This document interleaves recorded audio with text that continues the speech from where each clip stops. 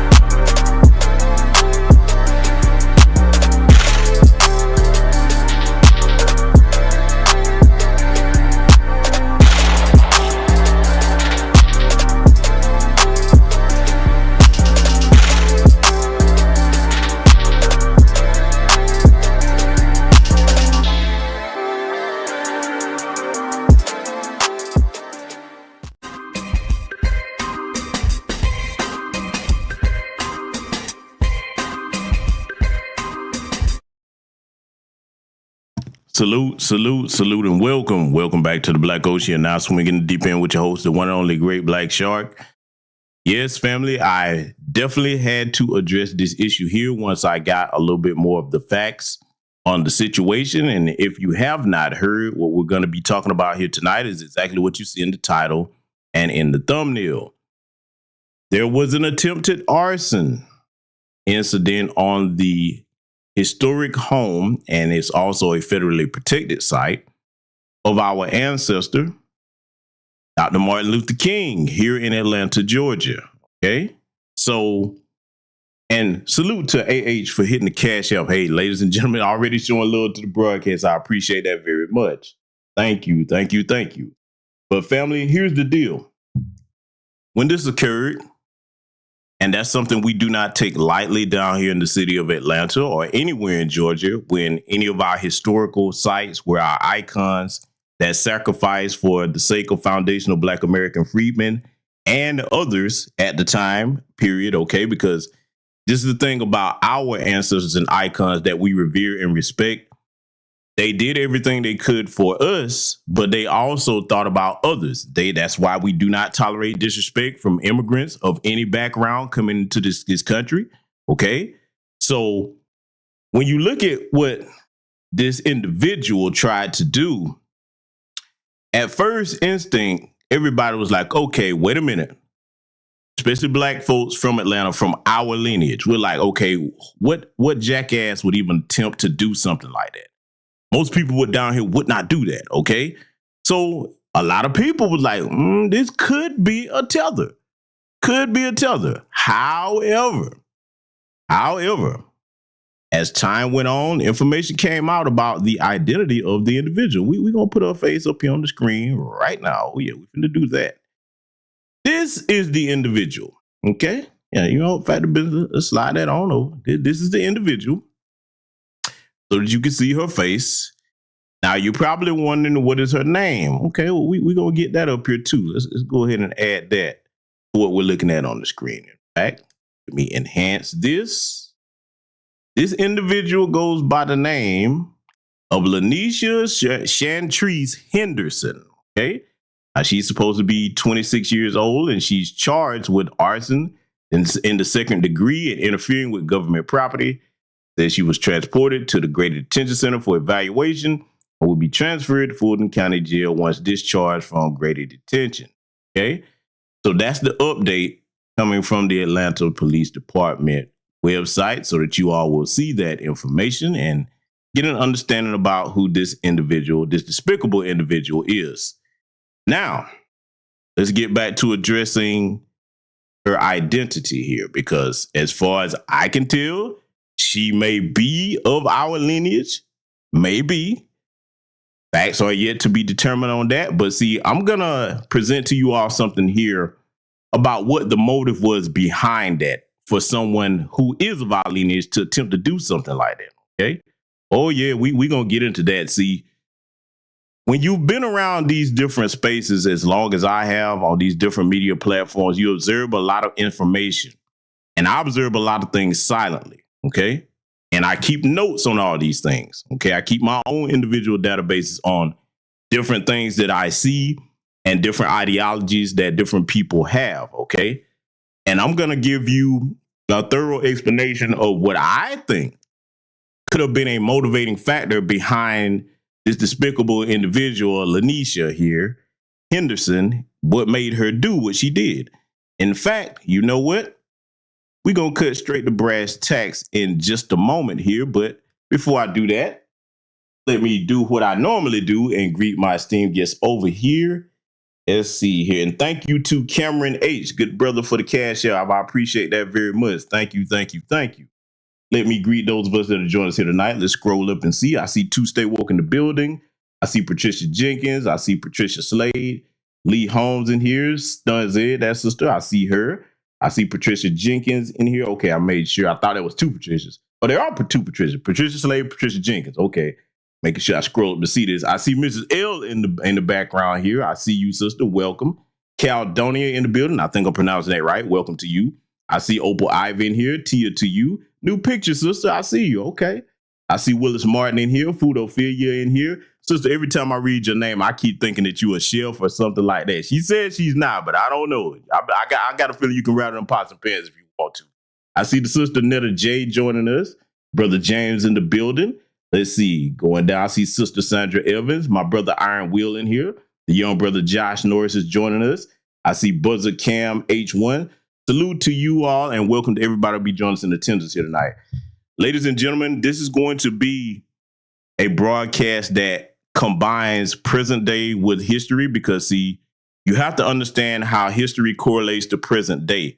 We're going to work backwards and start with the present here. And as I told you here, I'm going to present to you a theory that I have about why someone from the foundational Black American lineage would pull something as despicable as this heifer did right here. So I'm going to put this on the screen and we're going to read this together. Fact of business, let me take this banner down. And I'm going to enhance the size because I want everybody to read this clearly. I want you to not forget what we're about to go over here, okay? So before I do this, can everybody see what's on the screen clearly? Can everyone hear me okay? Give me a thumbs up in the chat if you can. I shall wait for confirmation because this is very important. And this is something Black men and Black women who are on code need to be made aware of. This might be a first for a lot of you, but you're about to get a hell of an education over here tonight about one of the despicable things amongst our lineage, the trash. I'm just going to call it what it is, the trash, okay?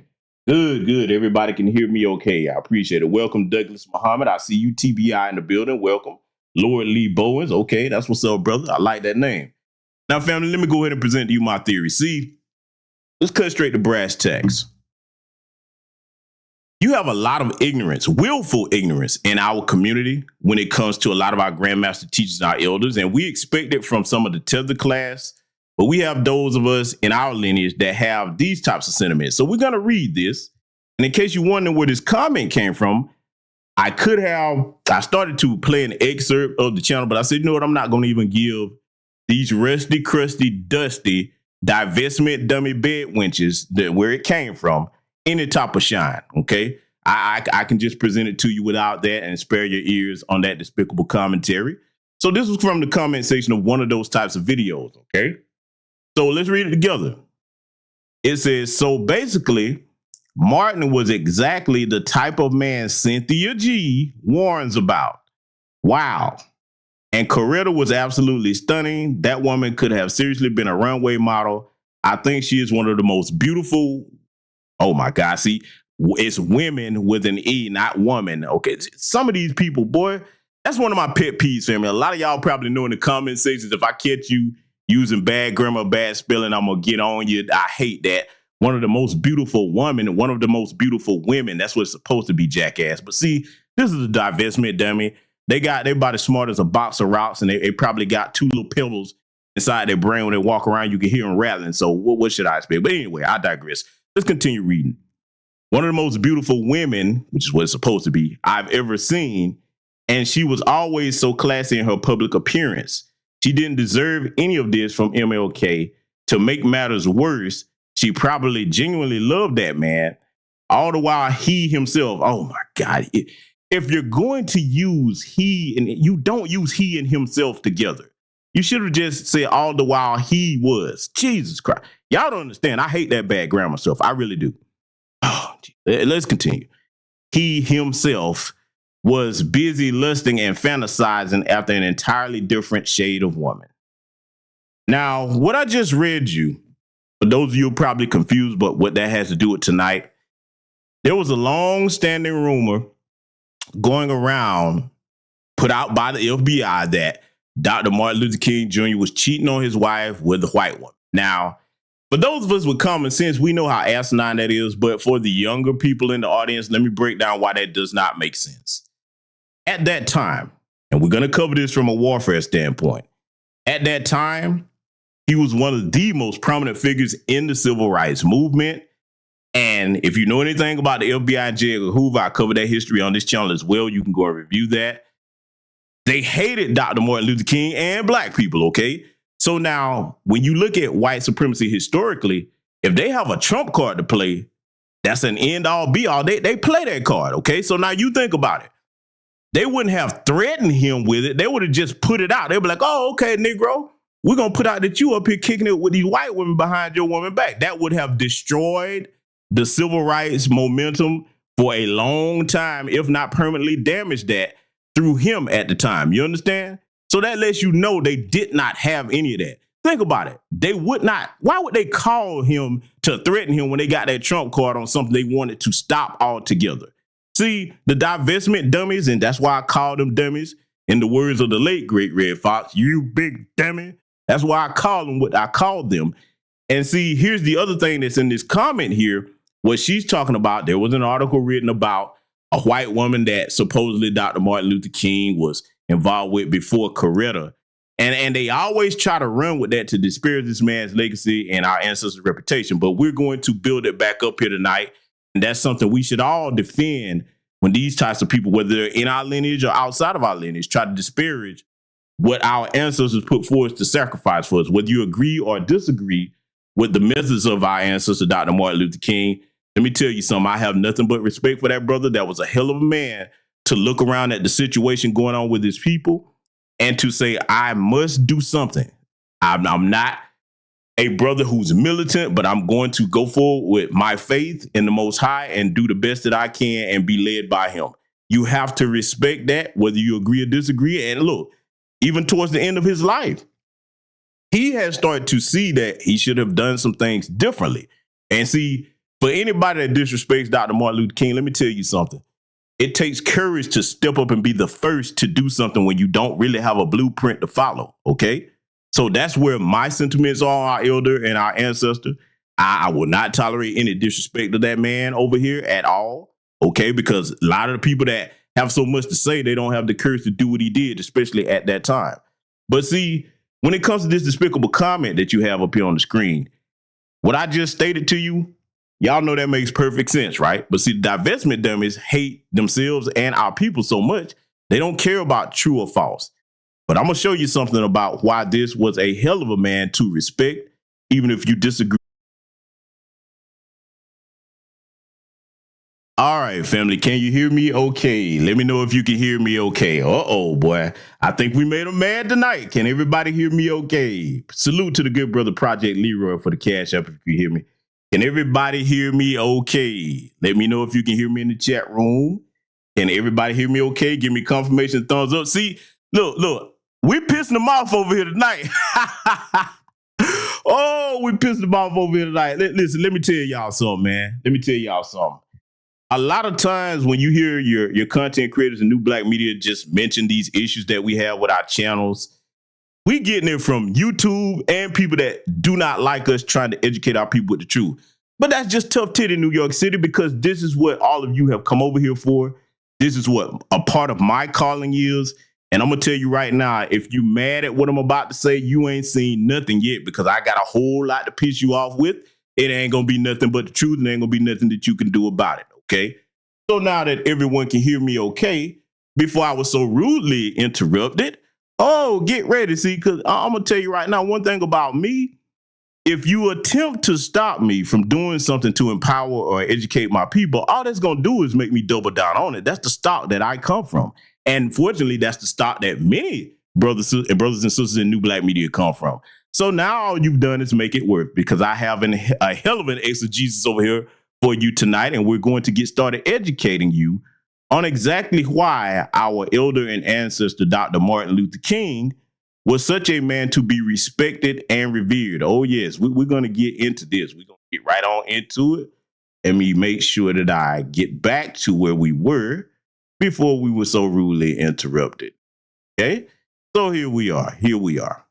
Now, family, what I'm going to show you here is going to be something that's going to remind you of the character of the man that they tried to disparage with those ignorant lies. Okay, see, this is one of his quotes. The time is always right to do what is right. Okay, and he's absolutely correct about that. He is absolutely correct about that. We're going to show you exactly why the time is always right to do what is right. Because as I told you before, when you are the first to go forth and try to do something for the benefit of your people without an exact blueprint, that takes courage, it takes intelligence, and it takes having the Most High back you up. See, there's a reason why a lot of these white supremacists feel that they have to go and target whoever they designate a leader. This is why over time, we have come to learn that, okay, if that's what you're going to do, then the code is the leader. Notice that none of us over here in New Black Media tell you, follow me, I'm the leader. I don't say it. Brother Jason Black doesn't say it. Brother Tariq Nasheed doesn't say it. Professor Black Truth doesn't say it. Brother Philip Scott doesn't say it. Vicky Dillard doesn't say it. The young brother Afro Elite doesn't say it. Black Alpha Network, Tarian Rain. I could be here naming all night. Brother Raheem Shabazz, Sincere Little the Guy, Brother Dewan B. Many, many, many. If I missed your platform, do not take it personally. There are so many wise and intelligent people over here in New Black Media that I would be here all night naming them. So I'm going to show you something, family. For any of you divestment dummies, you despicable wenches of Craftington, as I call you, you are not even fit enough to stand next to this man here. And I'm going to remind you of something about our elder and our ancestor, about what he was trying to do for our people. So, family, I'm going to play something for you. A lot of you probably already heard this. If you're a young person over here for the first time, you're about to get a thorough education on exactly what it means to go out and fight for your people with dignity and integrity. Let's let this play. At the very same time that America refused to give the Negro any land, through an act of Congress, our government was giving away millions of acres of land in the West and the Midwest, which meant that it was willing to undergird its white peasants from Europe with an economic floor. But not only did they give the land, they built land-grant colleges with government money to teach them how to farm. Not only that, they provided county agents to further their expertise in farming. Not only that, they provided low interest rates in order that they could mechanize their farms. Not only that, today many of these people are receiving millions of dollars in federal subsidies not to farm, and they are the very people telling the black man that he ought to lift himself by his own bootstraps. And this is what we are faced with. And this is the reality. Now, when we come to Washington in this campaign, we are coming to get our check. Well spoken to our ancestor that sacrificed his very life for our people. And we are going to finish the work that he started, because, yes, we are coming to get our check. We're damn sure coming to get that. It's long overdue. It is well deserved. And salute to my good sister, First Sergeant, some chick named Star for the Cash App. I appreciate you very much, my sister. We're going to finish that work. And see, let me tell you this before we get further into analyzing the life of our elder and ancestor, because from time to time, it's always good to stop and acknowledge and honor those that sacrifice so much for us. Here's the thing. Today, when it comes to anything that they started, it is up to us to finish and pick up that baton and carry that forward, okay? We have to, because if we don't do that, nobody else will. Unfortunately, a lot of the people that those like Dr. Martin Luther King Jr. advocated for, in the beginning, there were a lot of writers that was with him and Brother Malcolm, okay? But as time progressed, everybody that we advocated for along with us, they ended up turning on us as a collective. Keyword, as a collective. Yes, we know that there are solid individuals, but they do not speak for or represent the collective, okay?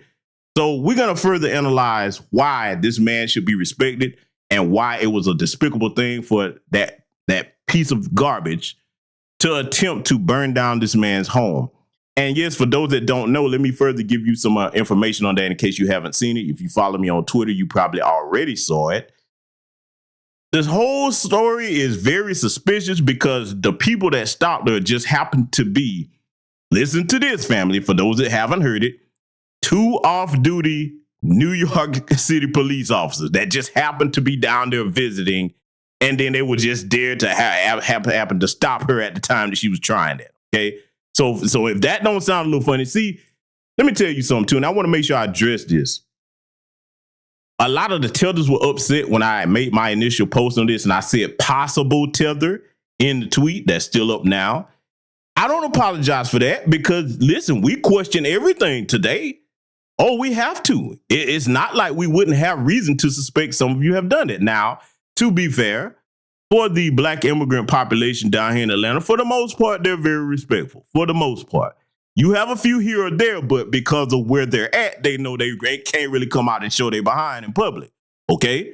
I keep telling y'all, this city ain't nothing for you to play with, especially when it comes to vandalizing and violating a sacred site like that to those of us down here in the city of Atlanta, okay? Because see, she's lucky that it wasn't a lot of our folks out and about in that area at the time, because I'm going to tell you, listen, they don't call it the A-Town Stomp for no reason, okay?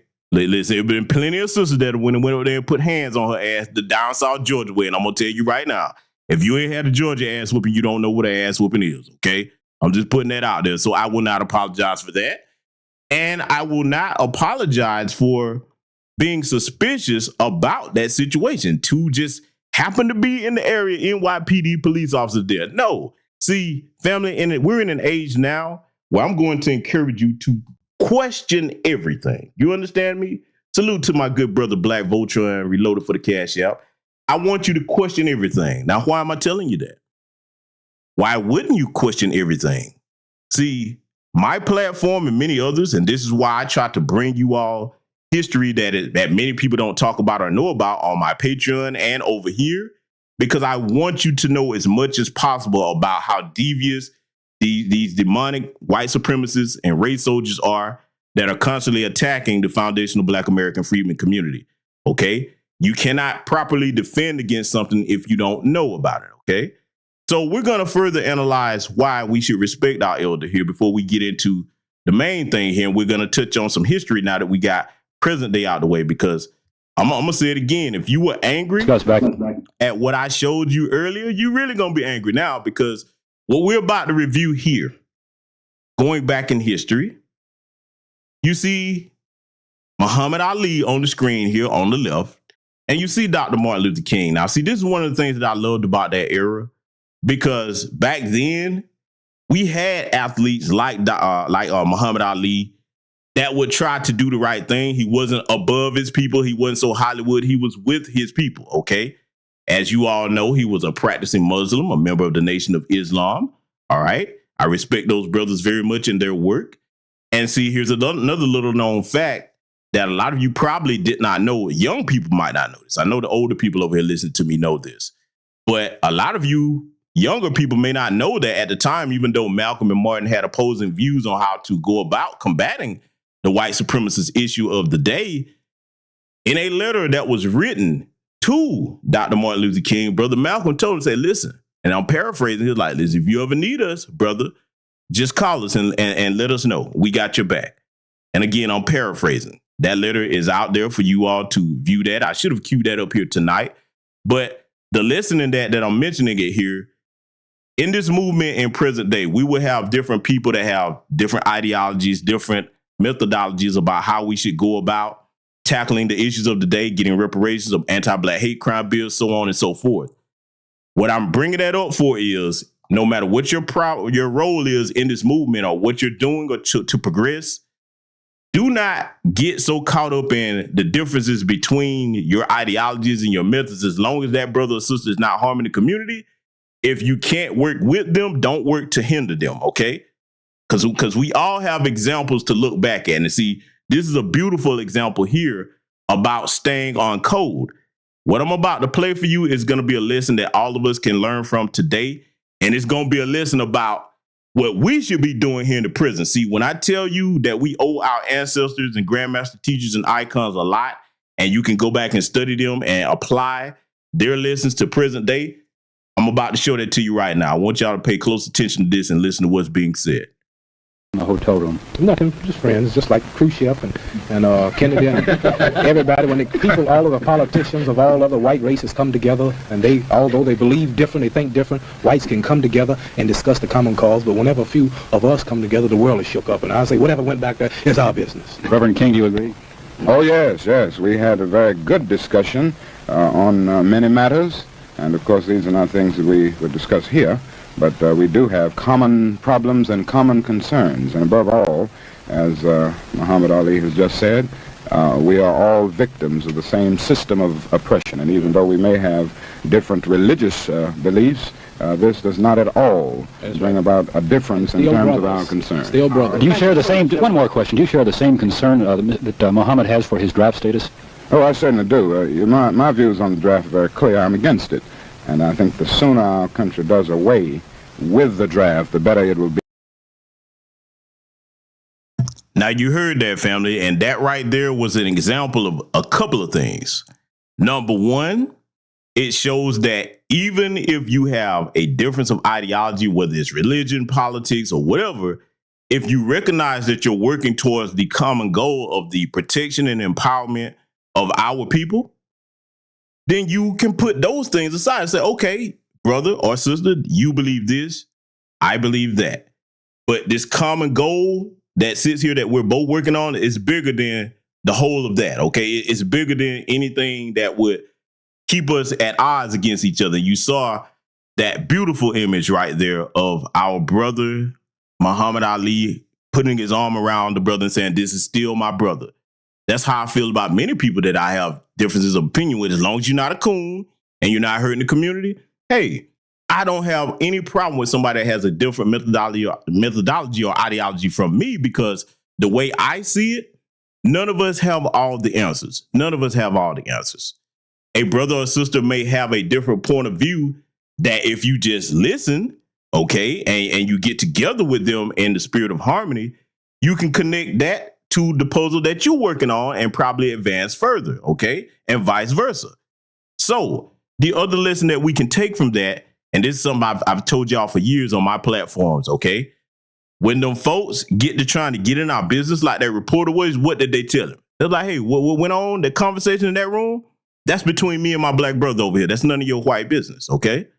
Stay. We don't need mayonnaise in this discussion that's not for you to know, because think about it. If a black reporter would have asked two prominent white individuals at that time or today what was discussed in a private setting, they'll be quick to let us know, hey, no, that's a private matter. We don't need to discuss that with you, nigga. I mean, well, you know, they would want to say that day. We're just keeping it real, right? So I have always been raised to be that way. When we're having discussions, even online, while we're on this, before we get further here, let me address this about when you're on my platforms, particularly on X, Twitter, whatever you want to call it.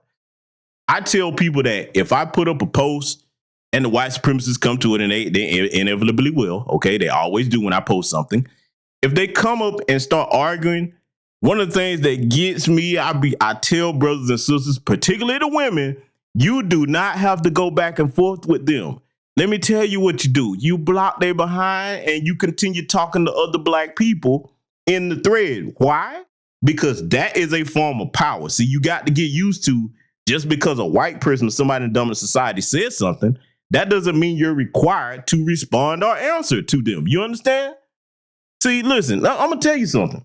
I tend to stick to what our grandmaster teacher, Dr. John Henry Clark, said.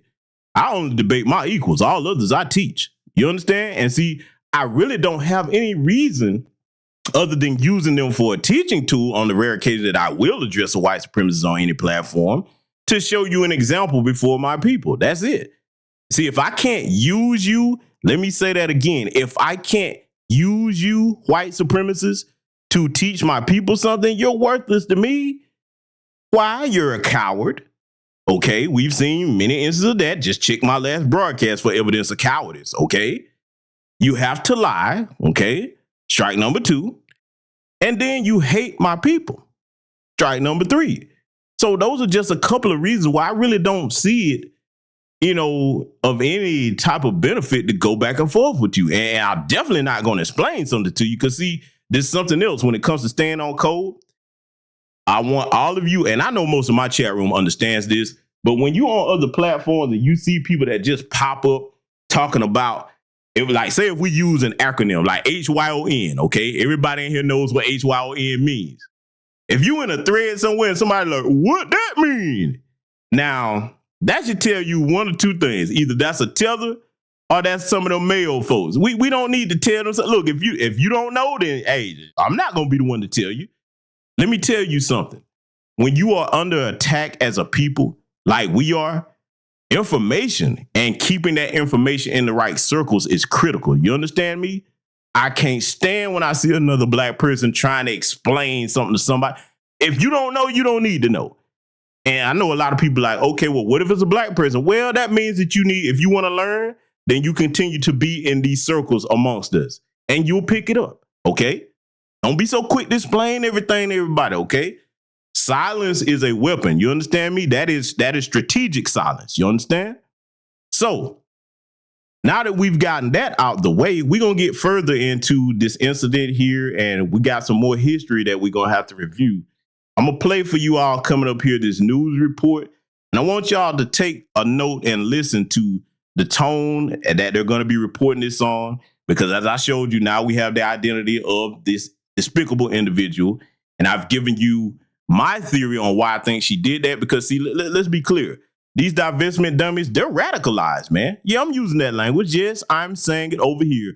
Anytime you make up lies about people like Dr. Martin Luther King, Malcolm, whoever you want to name, I've even seen some go as far as to disparage the Queen Mother, and an example of a brilliant black woman scholar, Dr. Frances Cress Welsing. Oh, yes, I've seen it. Things like that I try to stay away from, because, boy, listen, you want to piss me off? That right there will do it for me, because I understand how much your work was meant to our people, and I know how much your work has meant to me personally, things that I have been able to apply in my lifetime. I've seen them disparage Dr. John Henry Clark, so on and so forth. When you see that type of hatred amongst these divestment dummies, let me tell you something. They will actually take that offline and try to do what this heifer tried to do. You understand? Oh, yeah, I'm going there with it. I don't care how mad you get. Like I said, you thought you was mad at the beginning of the broadcast when you tried to interrupt it. For those that tried it, oh, you ain't seen nothing yet. We're going to get deep off of this. I'm going to play this report for you all, family, and then we're going to come back and break some things down. The birthplace of Dr. Martin Luther King Jr. doused in gasoline in an arson attempt. Tonight, one person is behind bars. What we know about them and the home damaged tonight. That is where we begin on News Edge at 11. Good evening, and thank you so much for joining us tonight. I'm Tom Haynes. Atlanta police say that a woman is in custody after trying to burn Dr. Martin Luther King Jr.'s birth home to the ground. A Good Samaritan stopped the woman just before the disaster struck. Fox 5's Rob DiRienzo live for us at the scene tonight. Rob, what more do we know? Tom, such a bizarre situation playing out here earlier this evening. The good news is, though, this could have ended so much worse. But thanks to those quick thinking actions from those good Samaritans, everything is okay here. You can see things have quieted down from even within the last hour. Earlier today, APD, along with federal agents and national park agents, were out here earlier. Right now, there are just so many questions that still remain. We have some incredible video of this incident, though. I want you to take a look at this. Witnesses say that is the suspect in the act holding that red canister. The 26-year-old woman has been arrested, accused of attempting to vandalize Martin Luther King Jr.'s birth home here in Atlanta. This home here along Auburn Avenue has been undergoing renovations, so has been closed to the public for the last couple weeks. Witnesses told police the woman came up to the home carrying a gas can before 6 p.m. They say that she then proceeded to douse the plants and porch with what they say smelled like gasoline. The bystanders, who included 2 off-duty NYPD officers, jumped into action and pinned her down until APD showed. Later, they told cops they intervened when they saw her try to light a lighter. Had a big 5-gallon gas can in her hand and was going like this over the bushes. So I figured she was, related to maintenance for the building or something, was just trying to water the bushes. But it wasn't coming out, and she seemed a little irritated and a little on edge. If the witnesses hadn't been here and interrupted what she was doing, I mean, it could have been a matter of seconds before the house was engulfed in flames. It was really about the timing and the witnesses being in the right place at the right time. She finished dumping the gas and dropped it into the bushes. At that point, I called 911 on my phone and stopped recording. And just within the last half hour, the King Center released a statement thanking first responders, saying, quote, "Fortunately, the attempt was unsuccessful thanks to the brave intervention of Good Samaritans and the quick response of law enforcement," adding, "Our prayers are with the individual who allegedly committed this criminal act." Now, police tell us the woman is facing charges of a criminal attempted interference with government property and attempted arson. She could also be facing more federal charges because this is a federally protected property. That's the latest from here live in downtown Atlanta. Rob DiRienzo, Fox 5 News. Oh, goodness, just so hard to believe. And thank goodness that home didn't go up in flames, Rob. Thanks for the latest. The home on Auburn Avenue dates back to 1895.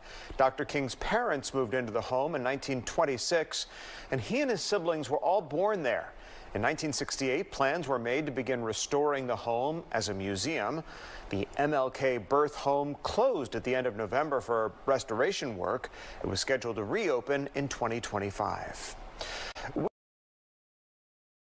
Now, I know a lot of you that are not from the state of Georgia or maybe have never been to the city of Atlanta. You probably are asking yourself, why did those white people that they were talking to, the news crews were talking to out there, why did they seem so relieved about that home not burning down? Well, let me tell you something about my city, okay, and my state in general.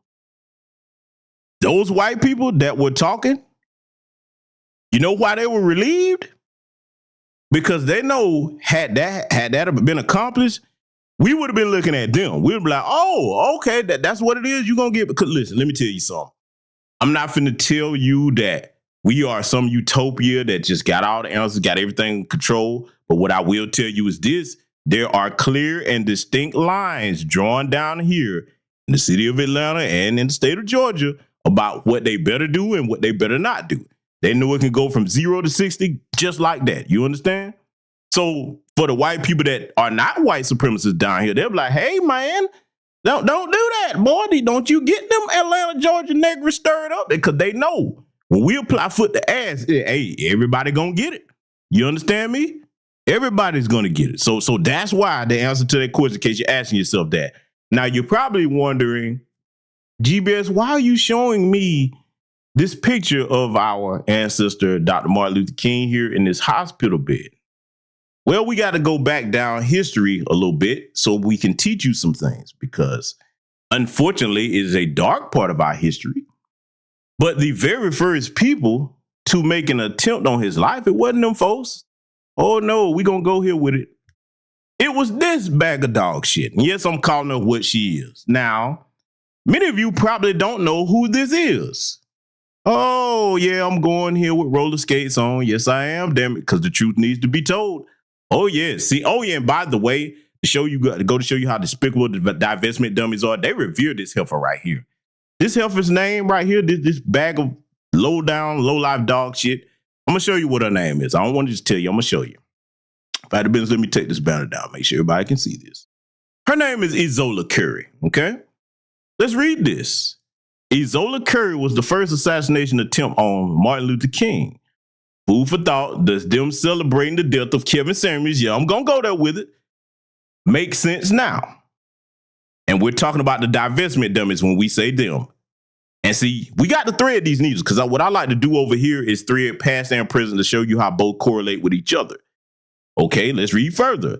Izola Curry was a woman who attempted to assassinate the civil rights leader, Dr. Martin Luther King Jr. She stabbed him with a letter opener at a Harlem book signing on September 20th, 1958, during the Harlem Civil Rights Movement of the late 1950s and early 1960s. Now, a lot of you probably like, well, why did you mention Kevin Samuels? Well, I'm going to tell you why, in case you missed it.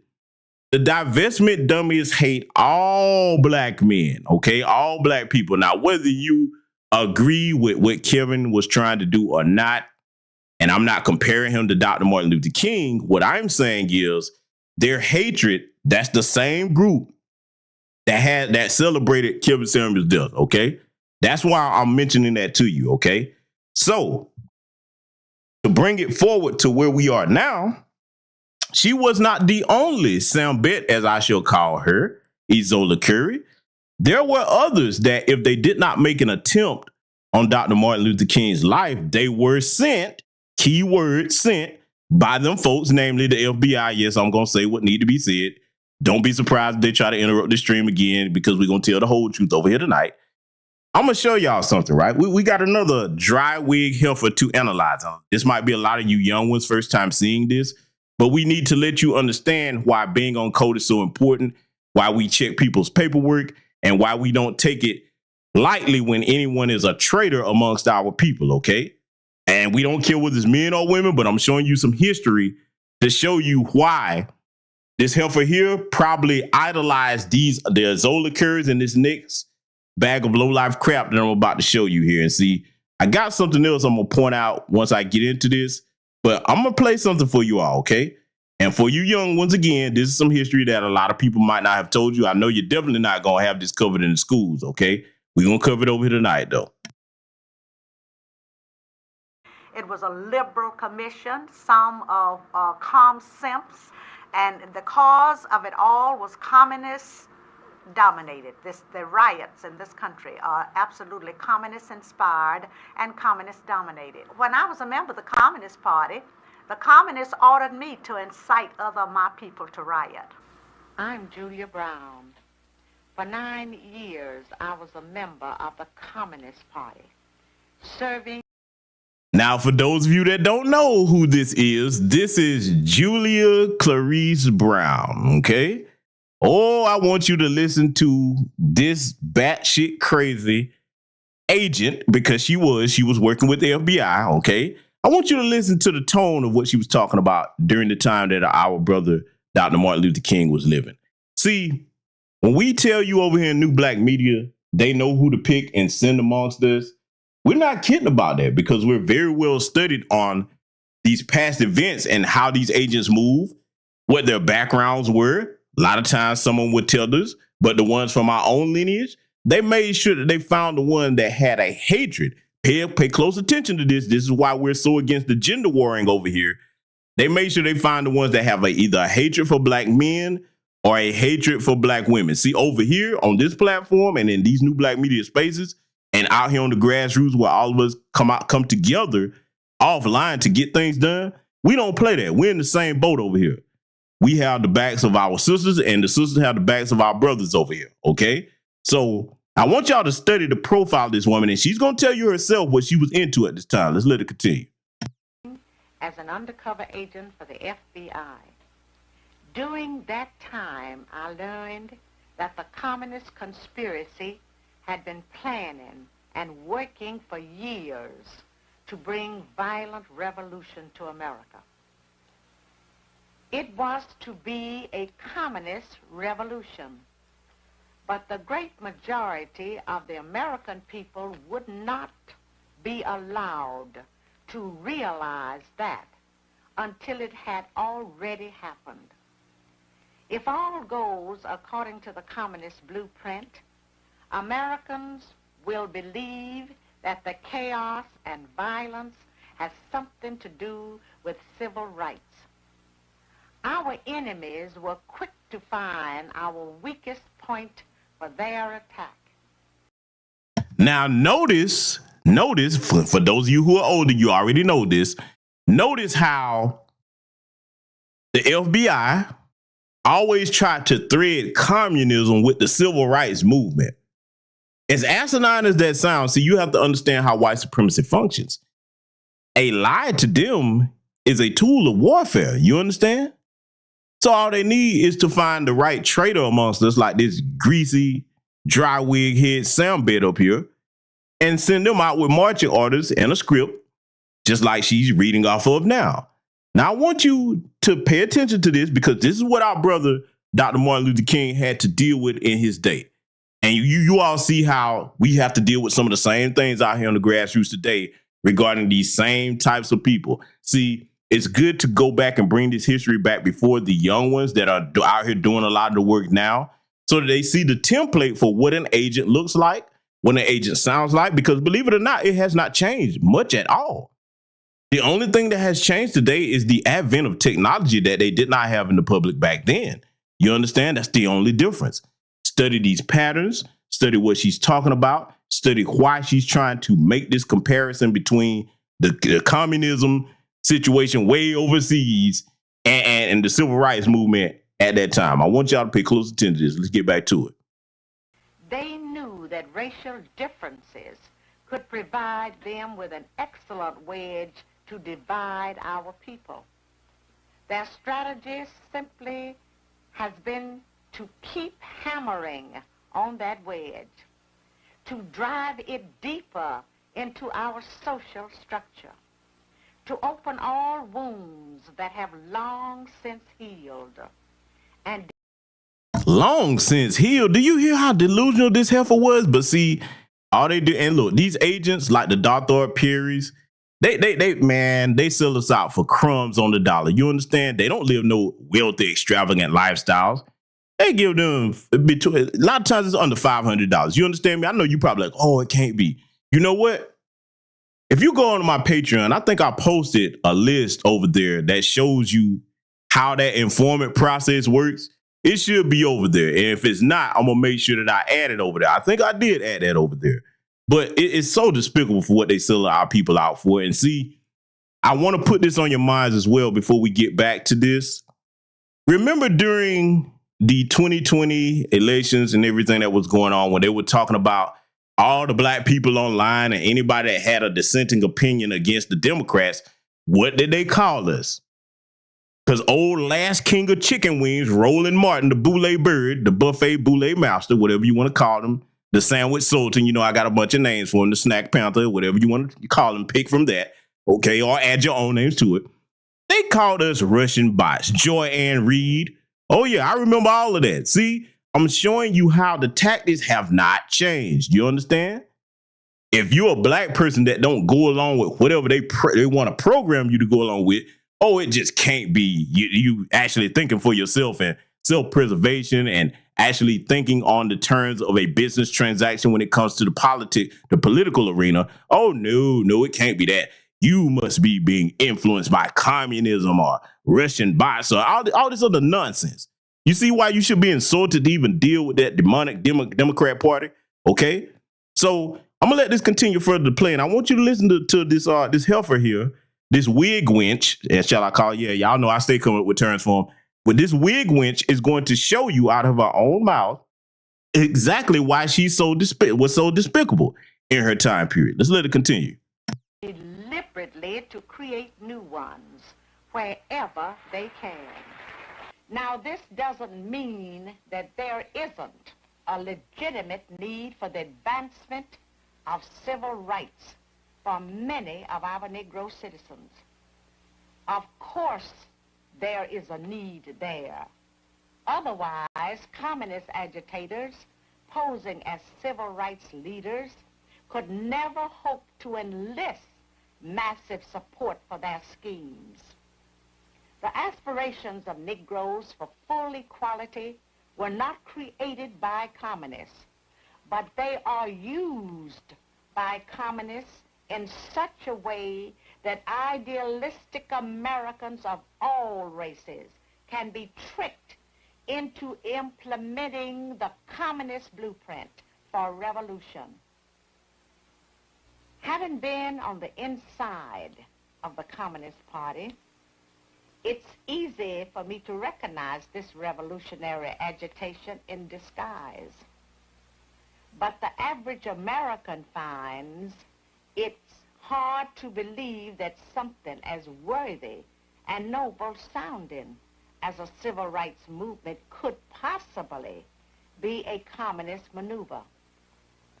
Communism must be built with Now, I want you to listen to, because this was at this time period, I want you to see and listen to how this propaganda was spread about using somebody from amongst our lineage, because she was a high yellow wig wench, okay? You got to call her what she is.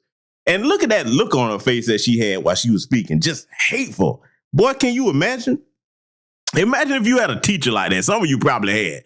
Just evil. Just you can see the evil and the hatred in her face.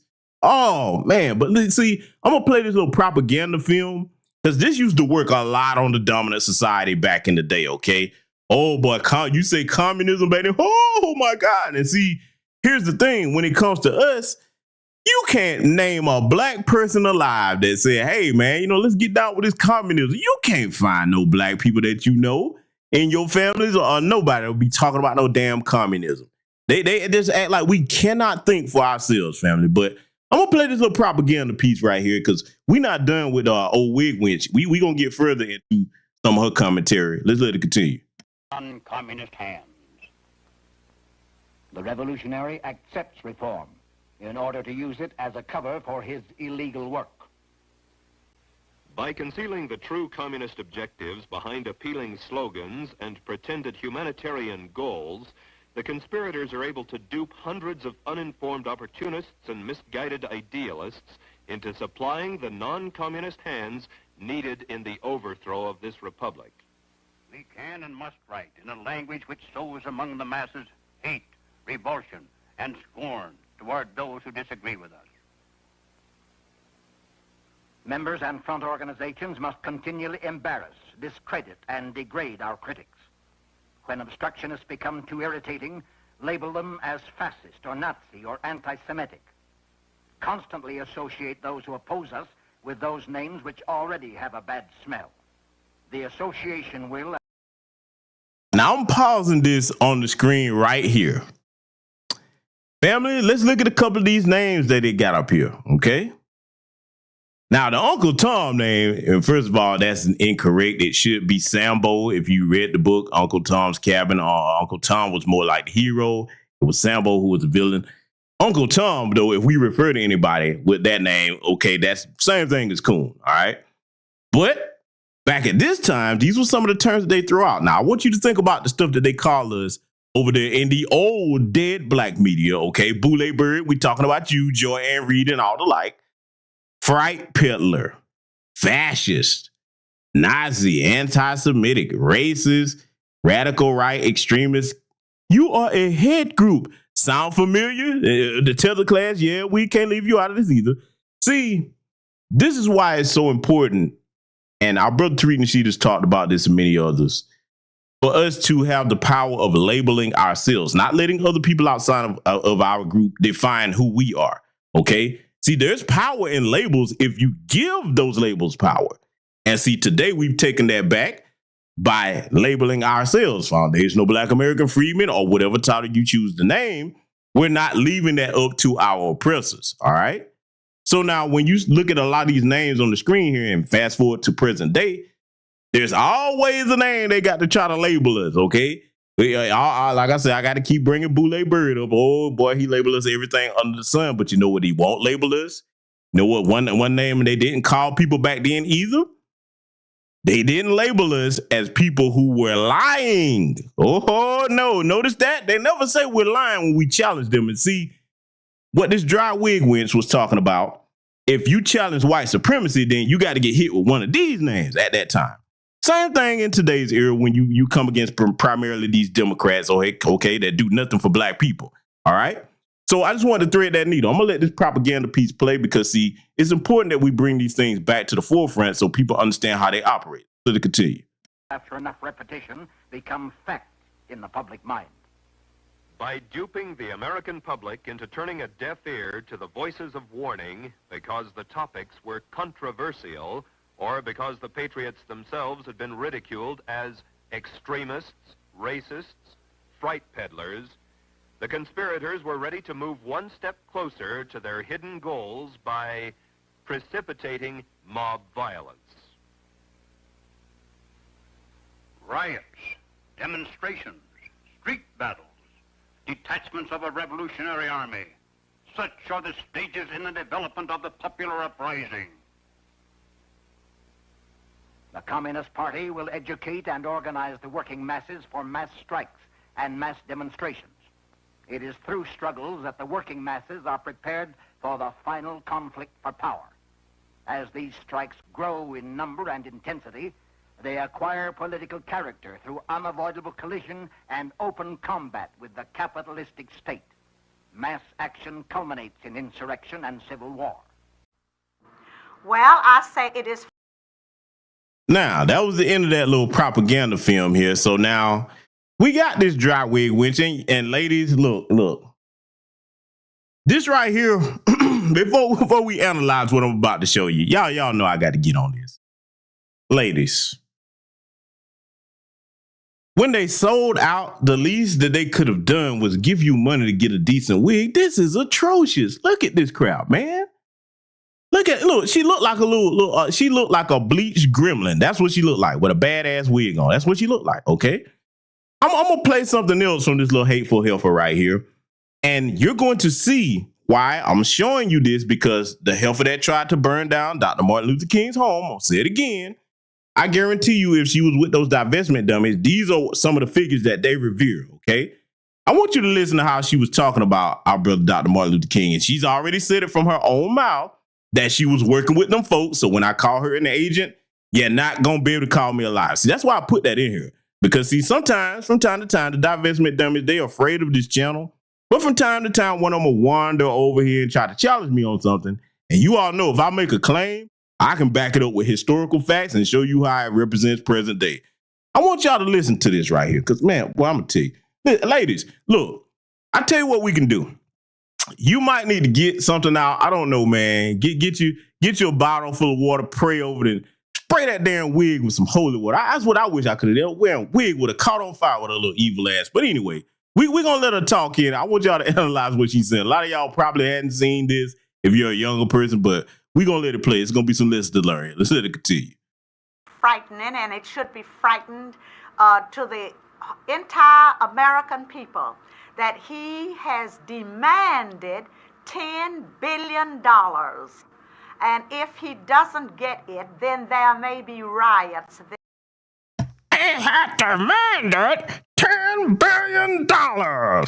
See, oh, boy, look. This right here is a horror movie character. With the little teeth clenched up, man, with a little evil at boy. Listen, man, I'm telling you, man. See, look, all of us know somebody like somebody said in the chat room earlier. This was the high yellow bad wig wearing precursor to Candace the Mammy Owen, okay? As our good brother Tory Rain calls her, the coonstress, okay? This was a precursor. You guarantee you she was probably studying people like me.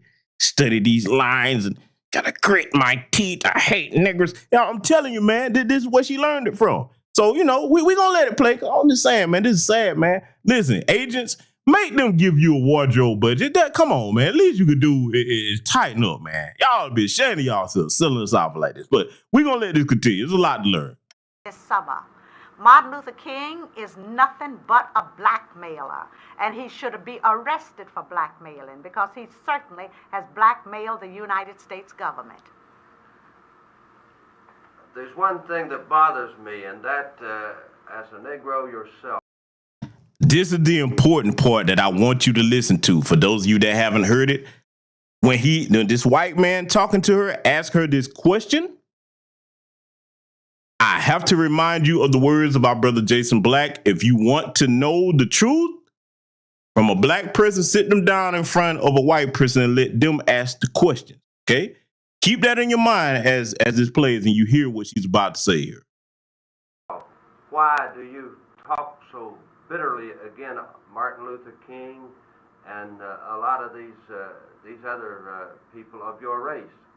Well, let me tell you something. I don't put my race before I do my country. Did you hear that? I don't put my race before I do my country. Oh, you don't, huh? By her country, what she really meant was, I don't put my race before my white handlers. That's what you really meant.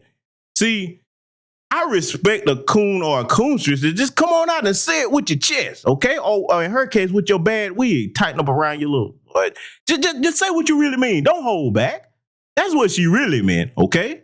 But you know, hey, I'm gonna let her finish telling you exactly what she believes in. Let's get back to it. Being a Negro woman doesn't matter to me who is a Negro or who is a white person. If they are enemies of our country, then they are certainly my enemies too. And there you have it, family. There you have it. I put this broadcast together tonight to show you why this heifer that tried to burn down Dr. Martin Luther King's home, I wanted to show you some of her inspirations, and those in the divestment dummy, I want to show you some historical figures that were women that tried to undermine us, that they look up to. And I'm going to say it again. They can be mad as they want. They've been radicalized, and you have to be careful about this because they will translate that hatred from online to offline action, okay? We have yet to learn exactly the rest of the facts involving her because, listen, just because her name is Lanisha Chantrice Henderson, it doesn't mean that she's still not a teller. You know, a lot of them changed their names, their last name. So I'm looking for that information as well. A lot of you may beat me to it. If you do, feel free to post it in the comments after the broadcast ends or send it to me, let me know. Either way, on any platform, okay? So in closing tonight, it is a reminder that regardless of where we are right now with the struggles that we're dealing with, we can never forget those that paved the way for us. Even though they're no longer with us, their lessons and their teaching are beneficial and they're still with us. And we must protect the things that are in honor of their memory, okay? Because this is what we need to pass down to future generations that still need to understand who they are as a people. They're taking the history out of schools left and right. So as long as any of us have platforms and microphones to bring the right and accurate information to our people that empowers and protects us, that's exactly what we're going to do. So with that said, thank you to everybody that contributed to the broadcast. Yes, they tried to mess with it and interrupt it, but again, that does not deter me. I'm used to it. I expect it. I expect them to try to hit this with an age gate restriction because, you know, they will not have any shortage of ways to try to keep this information from getting out. If anything does happen to it, I shall put it on the Patreon. So do not worry. If you miss it for any type of reason or they try to ban this broadcast, you will be able to find it on my Patreon. So with that said, thank you to everybody that showed up over here in attendance tonight. You could have been anywhere, but you chose to be over here getting my thoughts on this issue and getting a history lesson that was blended with present day. Salute to all of you. Take care of yourselves. Black first, and I shall see you all in future content.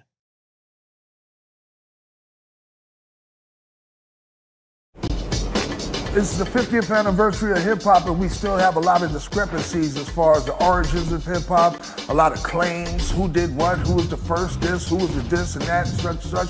But at the end of the day, we need a definitive story, all right? And that story can only be told by the founders of this culture. Like everything was being driven and influenced by young, black, American culture, like the slang, the style of dress, the initial music that we chose. You look at all the boroughs, you got, Money Making Manhattan and Money Earning Mount Vernon and Crooklyn. The Bronx was the boogie down Bronx. We was partying up there. I am Coke LaRock, the first MC of hip hop. First cat to pick the mic up. I introduced rapping to the turntable, because when I came with it, nobody in the world was doing it. I'm right after Rudy Ray Moore. They want to come in the mix, they want to say, we started. No, you didn't. No, you didn't. No, you didn't. What came to be known as hip hop was solely an African American creation. What would you get out of some Jamaican toast? What is that? I've never heard of a rapper use a Jamaican toast or a Jamaican fleur as a rhyme. I never heard of it, and I don't know where that myth came from. My name is legendary King Trixie from the Bronx, BX from the West Side. I am the first break dancer. That narrative that hip-hop has had 3 founding fathers, that's been rolling for the last almost 30 years, which isn't true. You don't have just 3 people who created hip-hop. Hip-hop was created by a number of different people. I am the grandfather, the godfather of the graffiti culture. I am the first element of hip-hop. The roots of hip-hop being Jamaican, absolutely false. My name is MC Sha-Rock. I am a founding member of the MC/rap culture. Cassette tapes was the internet of our time. It just traveled around by hand. I know for a fact that the B-boy stand started from the guards, the 5%ers that would be at the jams back in the days who were acting as security. If they get the real truth of how it all was created, then so many lies would not be able to be in existence.